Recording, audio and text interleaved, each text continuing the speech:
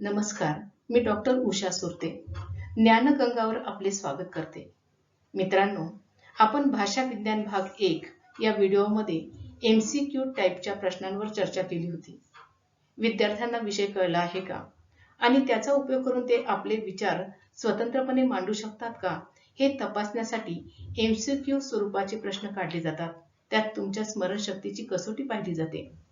आता मी आपल्यापुढे अशाच प्रकारच्या व्हिडिओच्या माध्यमातून भाषा विज्ञान या विषयावरील MCQ टाईपच्या प्रश्नांची चर्चा करणार आहे. तर मित्रांनो, पाहूया. प्रश्न पहा. मराठीतील संयुक्त स्वर कोणते? ऐ, औ, अ, आ, इ, ई, उ, ऊ.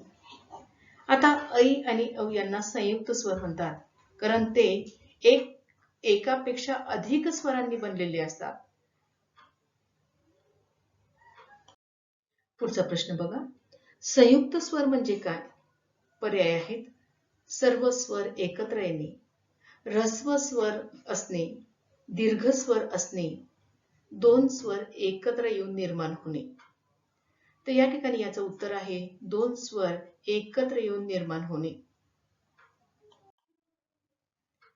प्रश्न बघा. मराठीत एकूण किती व्यंजने आहेत? पर्याय आहेत 44, 14, 34, 12. तर मराठीमध्ये एकूण 44 व्यंजने आहेत. प्रश्न पहा. मराठीतील अर्धसंवृत्त स्वर कोणते? पर्याय पहा. आ, इ, उ, ए, अ, ओ, उ, ई, ऐ, ई, अ, ओ. आता सर्वसाधारणपणे ओठाच्या स्थितीवरून विवृत्त, अर्धसंवृत्त आणि संवृत्त असे 3 प्रकार पडतात. आता या ठिकाणी हे स्वरांचे जे प्रकार आहेत त्यामध्ये ज्या वेळेस ओठ कमी उघडले जातात तेव्हा जे स्वर निर्माण होतात त्याला अर्धसंवृत्त स्वर असं म्हणतात. आणि अर्धसंवृत्त स्वर हे ए, अ, ओ. पुढचा प्रश्न बघा. ट, ठ, ड, ढ हे वर्ण कोणते आहेत? पर्याय आहेत तालव्य, तद्भव, देशी, मूर्धन्य. खरं तर या ठिकाणी उत्तर आहे मूर्धन्य. तोंडाच्या मधल्या कठीण टाळूला म्हणजे मुर्देला ज्यावेळेस जिभेचा स्पर्श होतो तेव्हा जे उच्चारण निर्माण होतं त्याला मूर्धन्य उच्चारण असं म्हणतात. आणि म्हणून ट, ठ, ड, ढ हे मूर्धन्य उच्चार आहे. प्रश्न पहा. मराठी वर्णमालेतील य आणि व यांना काय म्हणतात? अर्धस्वर, स्वर, दीर्घ, स्वरादी. आता मराठी वर्णमालेमध्ये य आणि व या व्यंजनांना अर्धस्वर म्हटलं जातं, कारण स्वरांचं एका पाठोपाठ उच्चारण करणं अवघड असतं. अशा वेळी काही व्यंजनं त्यांना मदत करतात आणि ते उच्चारण सुलभ करण्यास मदत होते. म्हणून या ठिकाणी य आणि व हे जे 2 व्यंजन आहेत ते त्या ठिकाणी स्वरांना मदत करतात, म्हणून त्यांना अर्धस्वर असं म्हटलं जातं. प्रश्न बघा. ई हा कोणत्या प्रकारचा स्वर आहे? पर्याय आहे संयुक्त, ऱ्हस्व, दीर्घ, स्वरादी.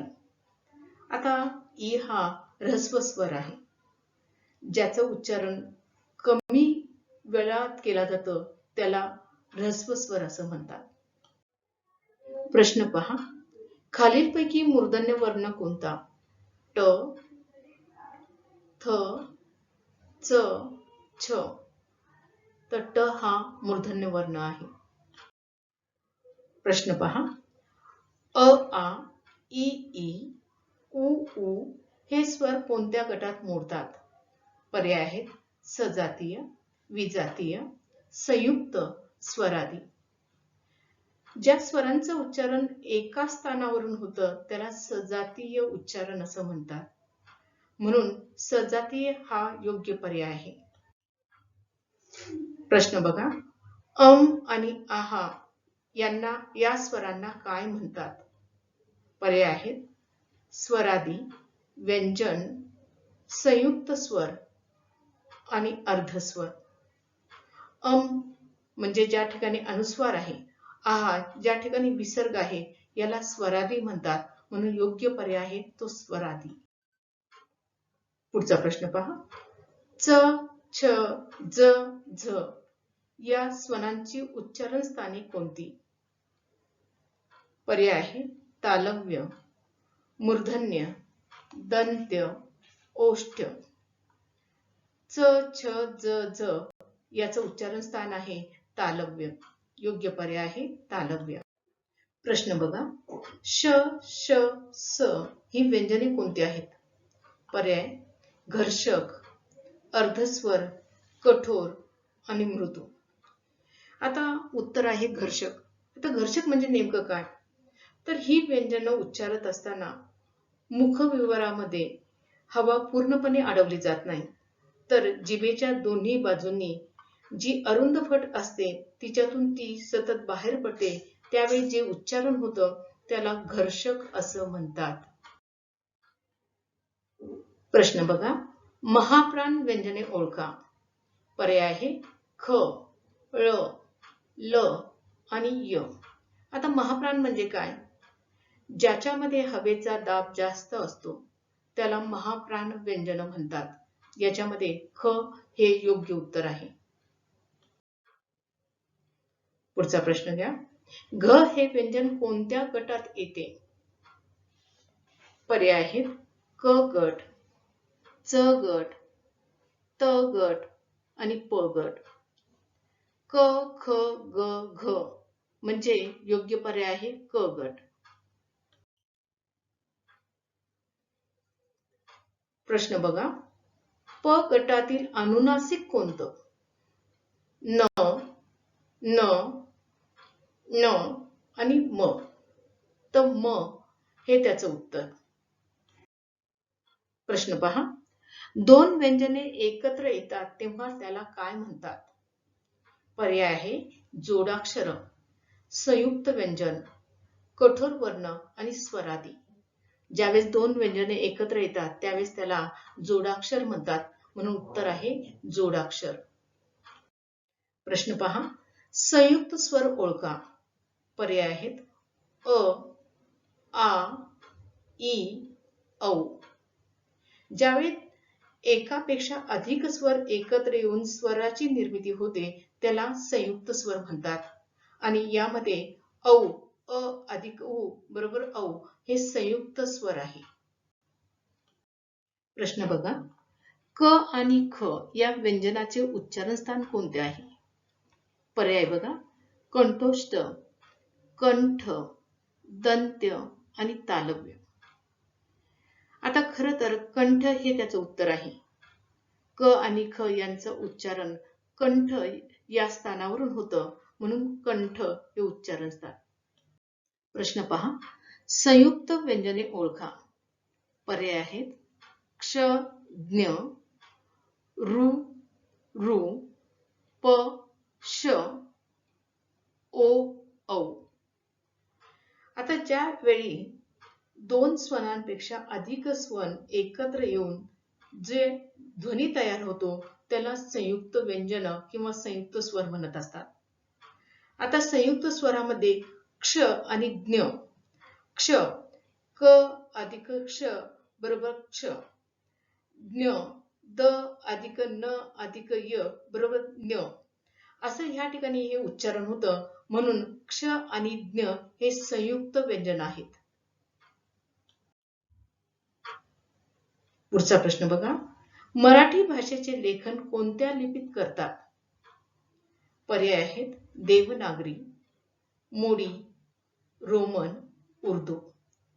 आता संस्कृत भाषेचं व्याकरण आपण जसंच तसं स्वीकारलं, त्याचबरोबर ती लिपी सुद्धा आपण स्वीकारली, म्हणून संस्कृतची जी लिपी आहे ती देवनागरी, आणि म्हणून मराठी भाषेचं लेखन सुद्धा देवनागरी लिपीमध्ये केलं जातं, म्हणून या प्रश्नाचं उत्तर आहे देवनागरी. पुढचा प्रश्न पहा. भाषा म्हणजे काय? पर्याय आहेत बोलणे, ऐकणे, लिहिणे, वाचणे, संभाषण कला, सार्थ अन्वित शब्दांचा समूह. तर भाषा म्हणजे बोलणं, ऐकणं हा पर्याय या ठिकाणी योग्य आहे. भाषेचा मुख्य हेतू कोणता? पर्याय पहा. बोलणे, ऐकणे, लिहिणे, वाचणे, भाषण, संभाषण, विचार व्यक्त करणे. बोलणे, ऐकणे यालाच भाषिक व्यवहार म्हणतात, संदेशन म्हणतात, संप्रेषण म्हणतात, आदान प्रदान म्हणतात. भाषेचा हेतू हा आहे की बोलणं आणि ऐकणं.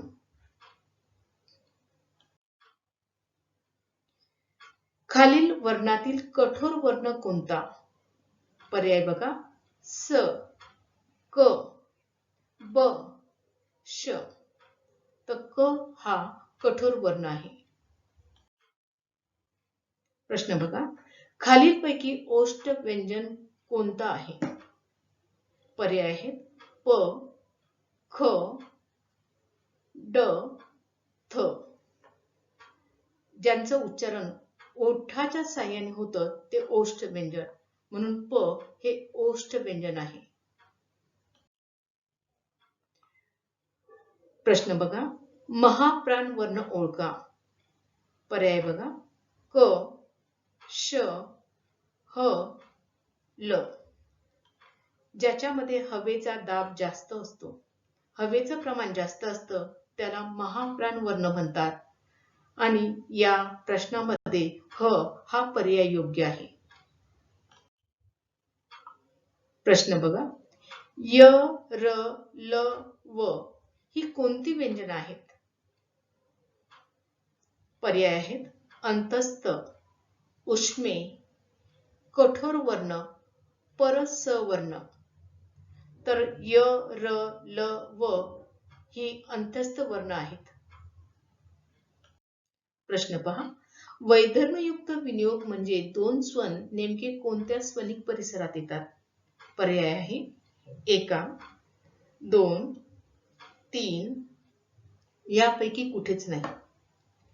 आता वैधर्मयुक्त विनियोग म्हणजे दोन स्वन नेमके एका स्वनिक परिसरात येतात, त्यावेळी दोन वेगवेगळ्या प्रकारचे शब्द तयार होतात, जे अर्थाच्या दृष्टिकोनातून वेगळे असतात. आणि म्हणूनच वैधर्मयुक्त विनियोग म्हणजे दोन स्वन नेमके एकाच परिसरात येणं होय. प्रश्न पहा. उच्चारण दृष्ट्या निदान काहीतरी साम्य असलेल्या शब्दांच्या जोडीला काय म्हणतात? पर्याय आहे अल्पतम ध्वनियुग्म, सदृश्य ध्वनियुग्म, वास्तवतेचं तत्व, काटकसरीचं तत्व. ज्यावेळेस अल्पतम ध्वनियुग्म मिळत नाही, त्यावेळी मात्र किमान साम्य असलेले काही शब्दांच्या जोड्या निवडल्या जातात, त्याला सदृश्य युग्म असं म्हणतात. म्हणून या प्रश्नाचं उत्तर आहे सदृश्य युग्म. प्रश्न पहा. संदर्भहीन शब्दाला काय म्हणतात? पर्याय आहे रूपिका, रूपिम, रूपिकांतर, शून्य रूपिकांतर.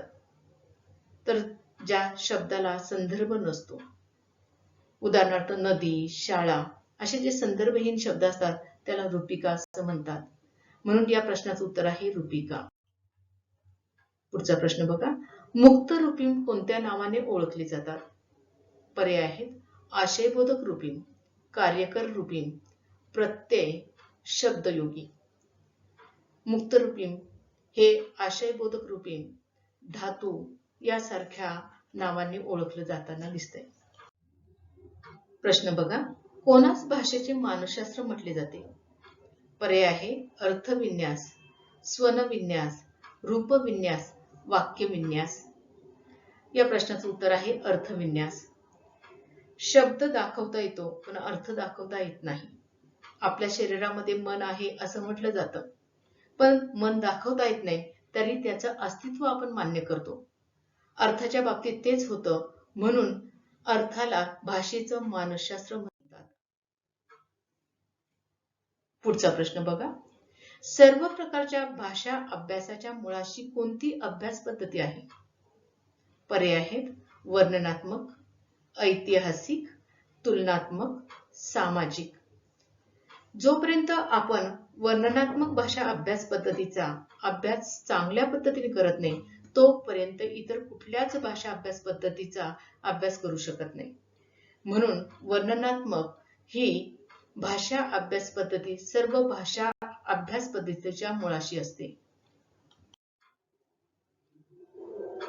प्रश्न बघा, वर्णनात्मक भाषा अभ्यास पद्धतीमध्ये कोणत्या काळातील भाषेचा अभ्यास करता येतो? आपल्या पुढे पर्याय आहे वर्तमान काळातील, भविष्य काळातील, भूतकाळातील, विशिष्ट काळातील. तर वर्णनात्मक भाषा अभ्यास पद्धतीमध्ये कुठल्याही एका विशिष्ट काळातील अभ्यास आपल्याला करता येतो. म्हणून योग्य पर्याय आहे कोणत्याही विशिष्ट काळातील. प्रश्न पहा, कोणत्या भाषा अभ्यास पद्धतीला द्वैकालिक भाषा अभ्यास पद्धती म्हणतात? पर्याय आहेत वर्णनात्मक, ऐतिहासिक, तुलनात्मक, सामाजिक. तर तुलनात्मक हे या प्रश्नाचं उत्तर आहे, कारण या पद्धतीमध्ये दोन वेगवेगळ्या कालखंडाच्या भाषेचा अभ्यास आपण करू शकतो. प्रश्न घ्या, कोणत्या भाषा अभ्यास पद्धतीला एककालिक भाषा अभ्यास पद्धती म्हणतात? पर्याय आहेत वर्णनात्मक, ऐतिहासिक, तुलनात्मक, सामाजिक. तर वर्णनात्मक भाषा अभ्यास पद्धतीला एककालिक भाषा अभ्यास पद्धती म्हणतात, कारण त्याच्यामध्ये विशिष्ट कालखंडाच्या भाषेचा अभ्यास करता येतो. प्रश्न पहा, आधुनिक भाषा विज्ञानामध्ये ध्वनी या शब्दाऐवजी कोणता शब्द योजला जातो? पर्याय आहेत स्वन, रूप, पद, रूपिका. या प्रश्नाचं अचूक उत्तर आहे स्वन.